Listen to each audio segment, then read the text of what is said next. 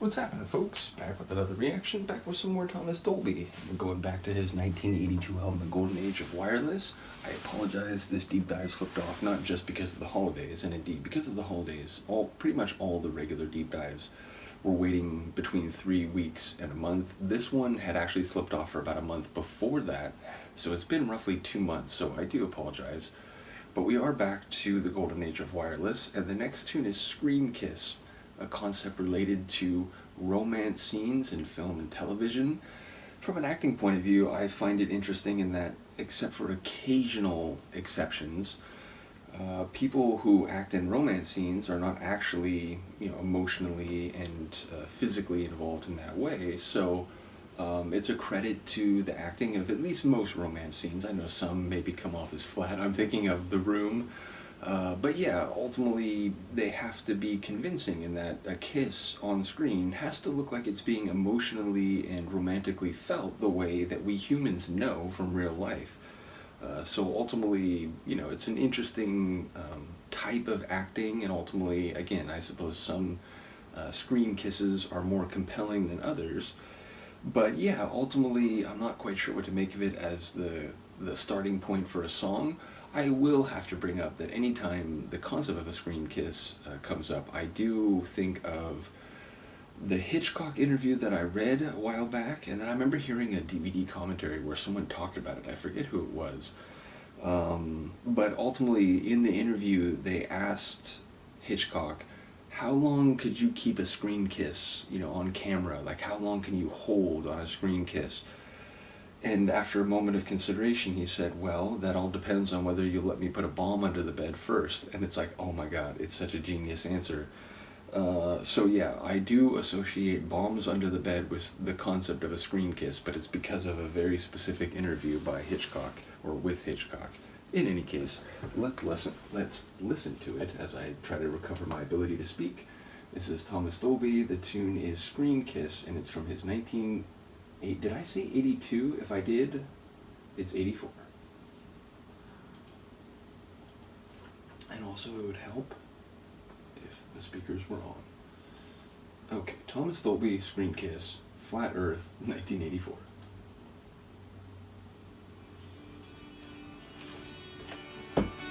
I was also, it's like quiet at the beginning.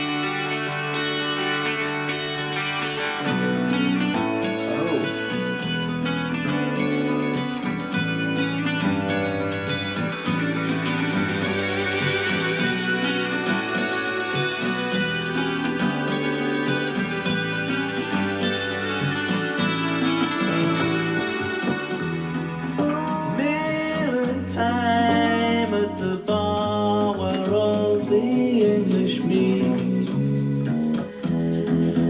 She used to drink in the hills, only now she drinks in the valleys, where every road has a name like Beechwood Avenue, or so it seems. A lot of Beechwood Avenues.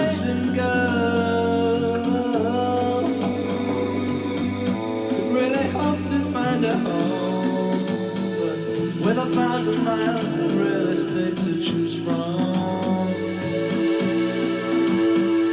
you begin to see the value of your freedom. The moon is bright in the haze above old Hollywood, and you look down from the hills. It's 3 o'clock in the morning, hail in hand, you can hear his golden surfer boys crying out. Mommy won't come out of the bathroom. Would you talk to say you're sorry if he hit you? But it's buried in the screenplay of his feature. Screen kiss, one screen kiss, straight from a film, I forget who was in. Screen kiss, one screen kiss,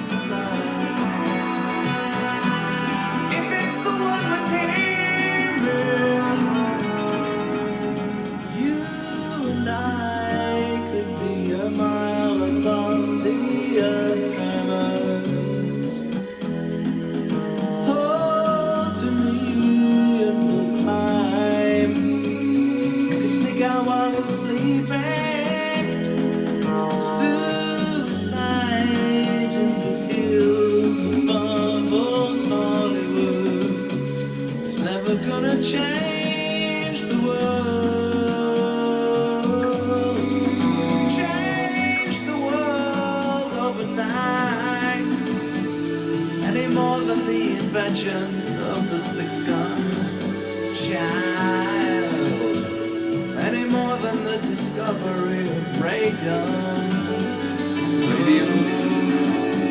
Oh, California tipping in the ocean. Screen kiss, one screen kiss, straight from a film.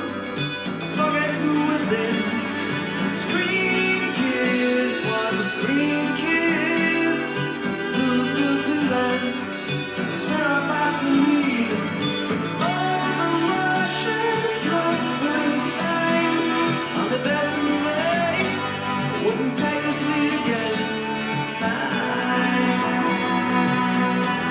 If it's the one, if it's the one with you,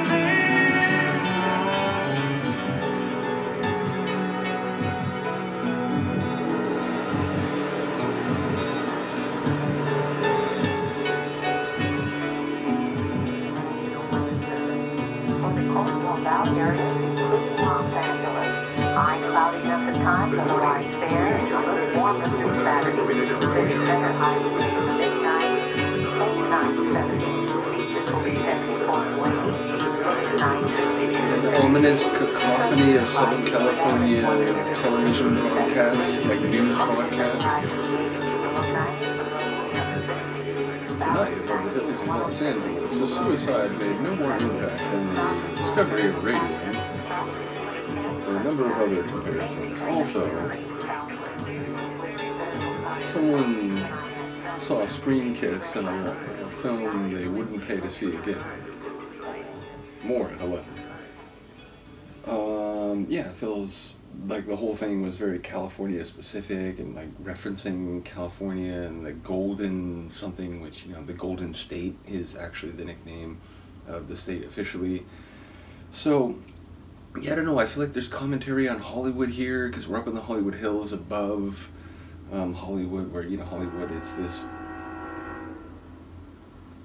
this very you know, entertainment capital of the world, certainly of like filmmaking.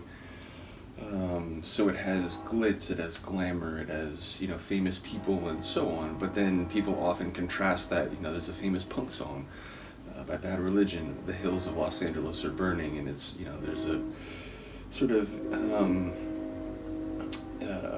there's a reference to the, you know, Los Angeles is more than just the things that it's known for internationally, and, you know, including Hollywood. And Hollywood is itself a more complicated entity than it is sometimes represented as. So it feels like there's some commentary there, but I feel like it could just be like, you know, a reference point, a backdrop, and it's, you know, he's not really perhaps issuing a commentary on you know, like film culture or, you know, the crazy California, which, you know, as someone who lives in California, yeah, in some ways California can be crazy, but it's one of those things where like it gets a reputation and then it doesn't really matter what the reality is. People, like, that's the perception. So it's always interesting to me when I listen to songs that have like formal references to where I live and have grown up my whole life. So in any case, yeah, I'm not quite sure what's happening lyrically, even though that does seem to be the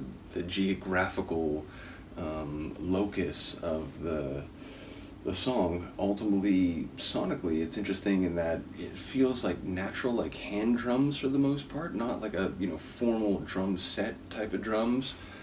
Or a drum machine even. Now again, you can do hand drums and other types of drums on a drum machine, but yeah, like that was the sonic atmosphere, is a very light hand drum type of rhythm.